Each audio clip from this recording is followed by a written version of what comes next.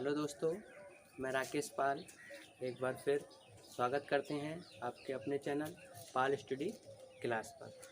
तो इससे पहले की वीडियो में हमने परसेंटेज के 3 नंबर तक सवाल करा दिए थे और इससे आगे के सवाल आज कराएं, ठीक है। और ये सभी जो क्वेश्चंस हैं वो किसी न किसी कम्पिटिटिव एग्ज़ाम में पूछे हुए प्रीवियस ईयर क्वेश्चन हैं, ठीक है। और आपने सुना होगा कि हर कम्पिटिटिव एग्ज़ाम में अधिकतर जो हैं वो जो आए हुए क्वेश्चन हैं उनके लिए ही ज़्यादा पूछे जाते हैं, ठीक है। तो परसेंटेज के सवाल को यहाँ पर देखना है। और अगर वीडियो देखने के बाद में अगर हमारी वीडियो आपके लिए पसंद आए तो इसके लिए लाइक करें और अपने दोस्तों के साथ शेयर करें और हमारे चैनल के लिए सब्सक्राइब करें। तो आइए देखते हैं। जैसे कि पहला क्वेश्चन है, और हाँ, अगर मेरे लिए मैं क्वेश्चन के लिए फ़ोन में देखूंगा और आपके लिए क्वेश्चन जो है वो स्क्रीन पर दिखाई देगा, ठीक है। तो पहला क्वेश्चन है हमारा कि अयस्क में 25% शीशा है। अयस्क में क्या है? 25% शीशा है। तो कह रहे हैं 40 किलोग्राम शीशा पाने के लिए कितने किलोग्राम अयस्क की आवश्यकता होगी, ठीक है। तो इसमें क्या करेंगे हम, देखो किस तरह से माना, यानी मान लेंगे, माना 100 किलोग्राम क्या है हमारा अयस्क है, यानी अयस्क कितना है 100 किलोग्राम। अयस्क मान लिया हमने 100 ग्राम, यानी 100 किलोग्राम। अब इसमें क्या कह रहे हैं कि 25% शीशा है, तो 100 का क्या होगा हमारा 25%, ठीक है। यानी 25% क्या है? शीशा। तो जो हमारा शीशा है वो कितना है? 100 का 25%, ठीक है। तो 100 का 25% क्या होता है? देखो प्रतिशत से 2 जीरो कटते हैं, ठीक है। तो 25 ही कम कितने हो गए? 25, यानी जो शीशा हो गया वो हमारा कितना हो गया? 25 किलोग्राम, ठीक है। अब देखो यहाँ पर हमारे लिए 25 किलोग्राम शीशा प्राप्त करने के लिए, यानी 25 किलोग्राम शीशा के लिए कितने अयस्क की आवश्यकता हुई? 100 किलोग्राम, ठीक है। तो हमसे कह रहे हैं कि 80 किलोग्राम जो है, यानी 80 किलोग्राम शीशा प्राप्त करने के लिए, 80 किलोग्राम शीशा पाने के लिए कितने किलोग्राम अयस्क की आवश्यकता होगी।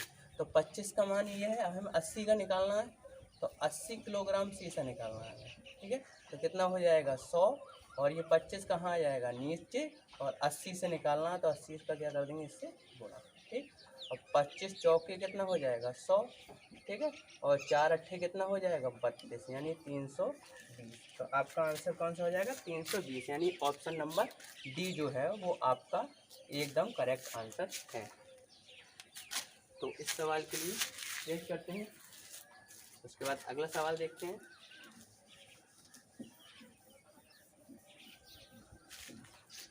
तो आइए दोस्तों, हमारा अगला सवाल है, अगला सवाल है ये कह रहे हैं कॉस्मेटिक की एक दुकान में कॉस्मेटिक और सामग्री के भिन्न ब्रांड हैं।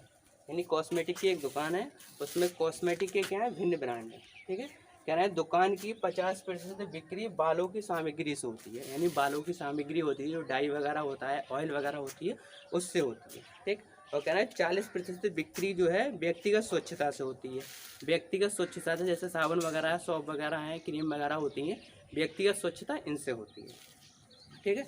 और कह रहे हैं कि हर तिमाही में दुकान की बिक्री जो है वो कितनी होती है? यानी 15 लाख रुपए होती है, ठीक है। इकाई से कितना? 15 लाख रुपए होती है।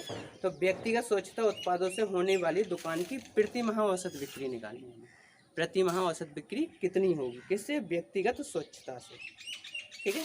तो देखो हम इसमें क्या करेंगे, मान लेंगे, हम क्या मानेंगे? माना जो 100% बिक्री है, यानी 100% बिक्री होती है, 100% बिक्री जो है हमारी वो कितनी है? 15 लाख।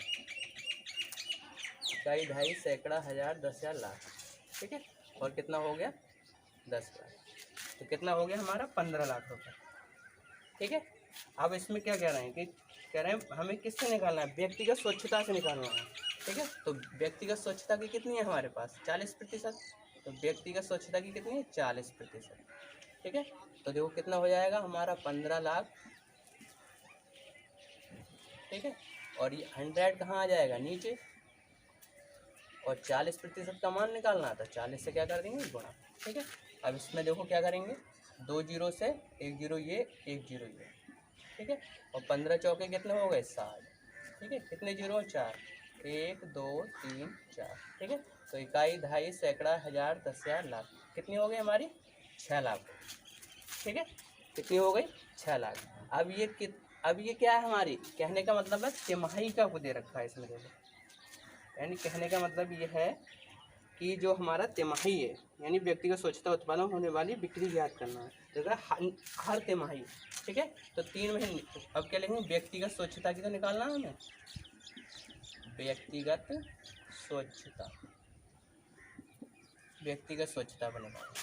तो ये हमारा कितना हो गया 6 लाख तो टोटल हो गया, ठीक है। और इसमें क्या है ना 3 माह की पूछ रहे हैं, तो 3 से क्या कर देंगे, इसके लिए गुणा कर देंगे, यानी 3 से भाग करेंगे, सॉरी। तो 3 से इसके लिए काट देंगे तो 2 बार में, ठीक है। तो कितना हो जाएगा हमारा, यानी 2 लाख हो जाएगा। कई, दहाई, सैकड़ा, हज़ार, कितना हो जाएगा 2 लाख रुपये। तो इस तरह से आपका जो है वो ऑप्शन नंबर डी है वो करेक्ट हो जाएगा, ठीक है। अब आइए अगले सवाल के लिए देखते हैं।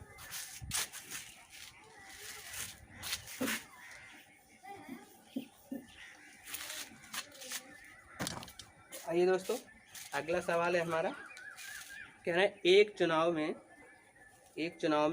2 प्रत्याशी हैं, यानी एक चुनाव में 2 प्रत्याशियों में से एक को 40% मत मिले, ठीक है। यानी 2 प्रत्याशी हैं कुछ चुनाव में, उसमें 40% मत मिले और वह 100 मतों से हारता है, यानी कितने वोटों से हारता है वो 100 मतों से हारता है। तो कह रहे हैं मतों की कुल संख्या कितनी है, हमें ये ज्ञात करना है इस सवाल में कि मतलब कुल जो मत थे वो कितने थे, ठीक है। तो देखो इसके लिए कैसे करेंगे,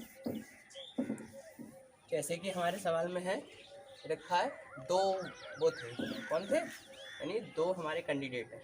तो पहला कैंडिडेट हमने क्या मान लिया, दूसरा कैंडिडेट, ठीक है। अब हमने मान लिया कि पहले कैंडिडेट के लिए कितने मिले 40% मिले, पहले कैंडिडेट को कितने मिले 40%। अब बताओ जो दूसरा कैंडिडेट होगा उसके लिए कितने मिलेंगे, ठीक है 60%, यानी टोटल जो मत होते हैं वो कितने होते हैं 100% होते हैं, ठीक है। अब कह रहे हैं कि ये वाला जो कम वाला हारेगा तो कम वाला 100 मतों से हारता है, तो यहाँ देखें परसेंटेज में कितने से हारता है वो, तो देखो इनमें अंतर कितना है 20% का, ठीक है। यहाँ अंतर से हारता है 20%, जबकि कितने मतों से हारता है 100 मतों से, ठीक है। तो 20% के बराबर ये है। अब कोई भी संख्या अपने आप में 100% होती है, तो 100% का मान कितना हो जाएगा, तो 100% का मान निकालेंगे तो देखो 100 बटे में कितना हो जाएगा 20 और गुणा में कितना हो जाएगा 100, ठीक है। 0 से 0, 2 पंजे 10 और 5 की 100 से गुणा करेंगे तो कितना हो जाएगा हमारा 500, यानी कुल मतों की जो संख्या होगी वो क्या होगी हमारी 500, ठीक है। तो इसके लिए जो आपका ऑप्शन नंबर है वो पहला ही करेक्ट हो जाएगा। और ये सवाल बहुत ज़्यादा इम्पोर्टेंट है, मोस्ट इम्पोर्टेंट, हर कॉम्पिटिटिव एग्जाम में इस तरह के सवाल के लिए पूछा ही जाता है। तो आशा करता हूँ आपके लिए समझ में आ रहे होंगे। आइए देखते हैं इससे आगे के सवालों को।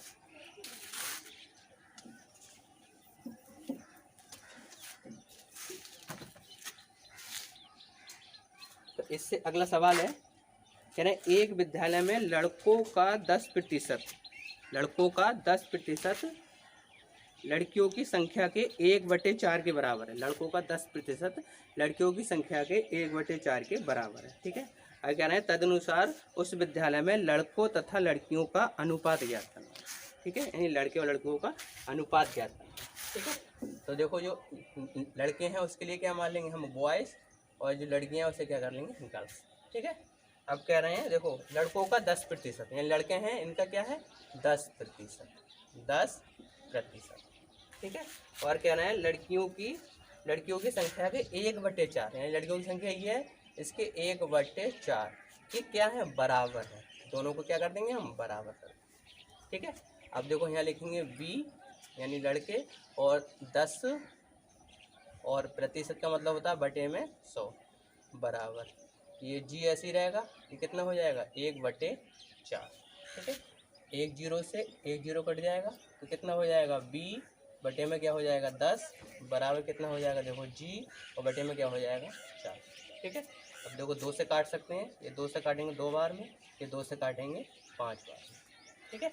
तो देखो यहाँ बी है बटे 5 है, यहाँ जी बटे क्या है 2 है, तो v ऐसे ही रहने देंगे, ठीक है। अब g को इसके नीचे ले आओ, ठीक। और उसके बाद में क्या है, ये 5 यहाँ पहुँच जाएगा, ठीक है, और 2 तो उसके नीचे है ही, ठीक है। तो देखो क्या हो जाएगा हमारा, यानी B/G, यानी बॉयज़ और लड़कों का अनुपात जो कितना हो जाएगा, 5/2, ठीक है। तो इस तरह से उनके बीच जो अनुपात है वो कितना हो जाएगा, 5/2 हो जाएगा, ठीक है। तो इसके लिए जो आपका ऑप्शन नंबर है वो कितना हो जाएगा, बी ऑप्शन जो है वो सही हो जाएगा। तो आइए अब देखते हैं इससे आगे के सवालों के लिए।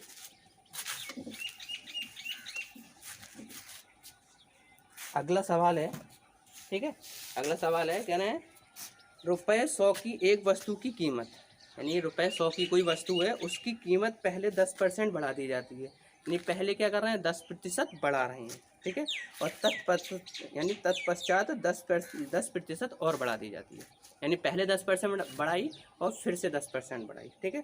तो कह रहे हैं कुल वृद्धि कितने रुपए की हो जाती है, यानी कि जो वृद्धि है वो कितने रुपए की हो जाती है, ठीक है। तो देखो यहाँ पर, यानी जो वस्तु है उसकी कीमत कितनी है, वस्तु,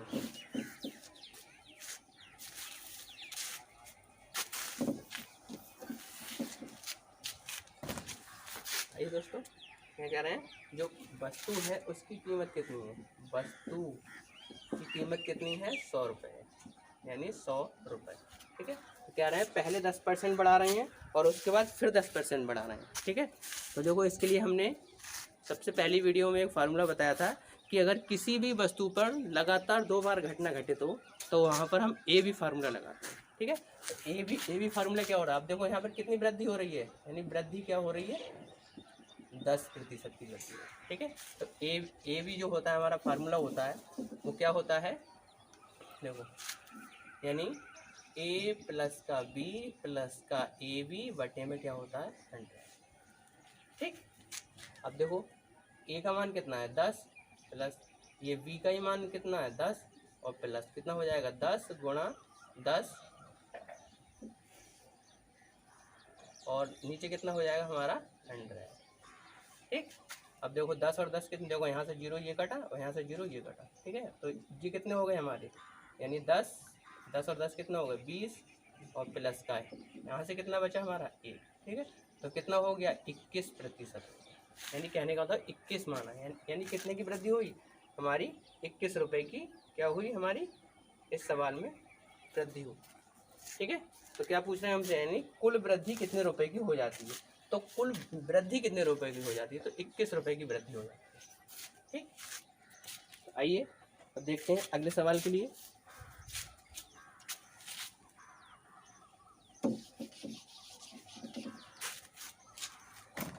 नेक्स्ट सवाल है हमारा, नेक्स्ट सवाल है, कह रहे हैं एक टेस्ट में सफल होने के लिए किसी को 38% अंक प्राप्त करना जरूरी है, ठीक है। तो 45 अंक के उत्तीर्णांक होगा, ठीक है। यानी सवाल को समझो, किसी परीक्षा में पास होने के लिए 38% अंक प्राप्त करना जरूरी है, ठीक है।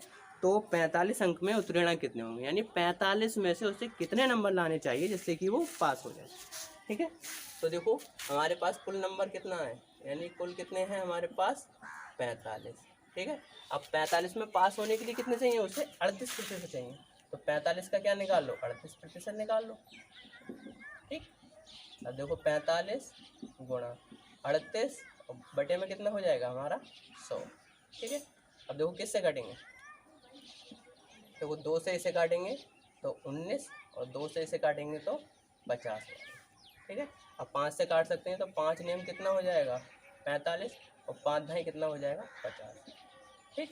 अब देखो यहाँ से 19 बचे आपके, यहाँ से 9, तो 19 नेमा कितने हो गए 171, ठीक है।